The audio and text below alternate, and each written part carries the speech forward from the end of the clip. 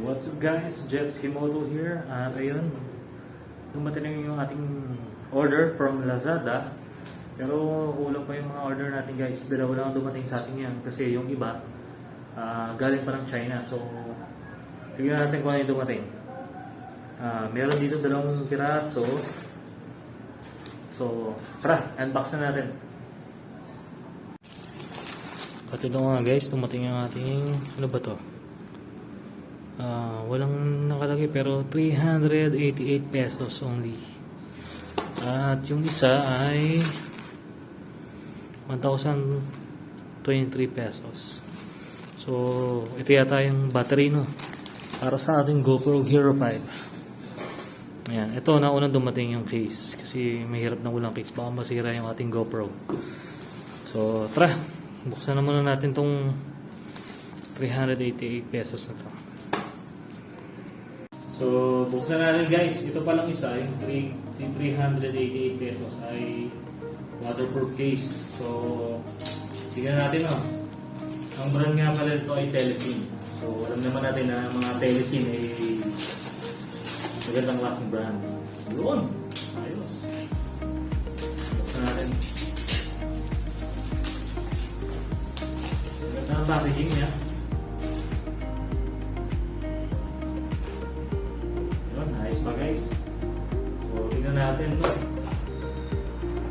Ito nga pala ay hindi transparent. Ang pinili ko ay para siyang matte black. Parang gano'n. So, hindi pa ako nakakita ng ganito klase. Okay natin. Kailangan natin ng bagong waterproof case kasi yung nakarang gamit natin may gasgas na. So, medyo malabo yung video natin nung nag-ride tayo. Ayan guys, ganda.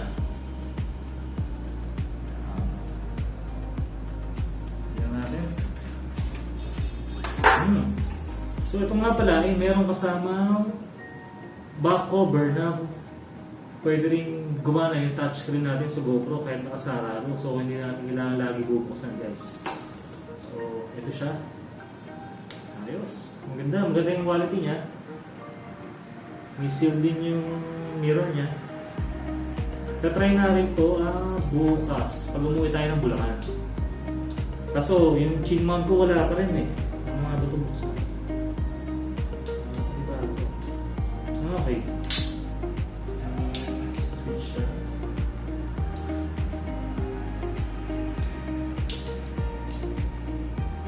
Ako, kinakain yata tayo nito. Teka. Ano ba to? Sige, mamaya na lang. Ito muna isang buksan natin. Ito naman na yung ating extra battery guys. Ito naman yung worth 1,023 pesos. Dahil iisa lang yung ating spare na battery para sa ating GoPro. Eh, kulang na kulang talaga para sa video natin. Hindi gaya.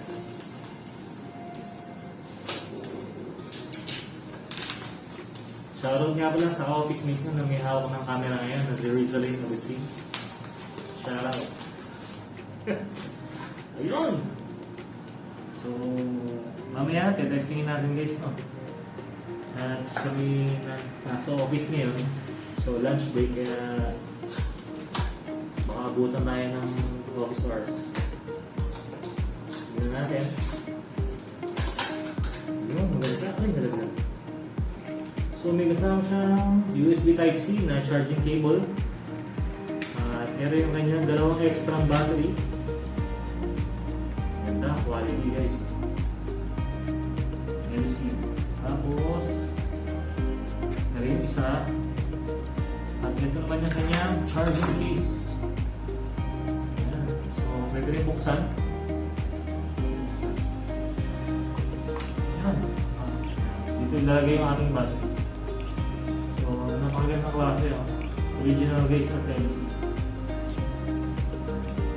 So, ito na muna ang ating unboxing case ngayon.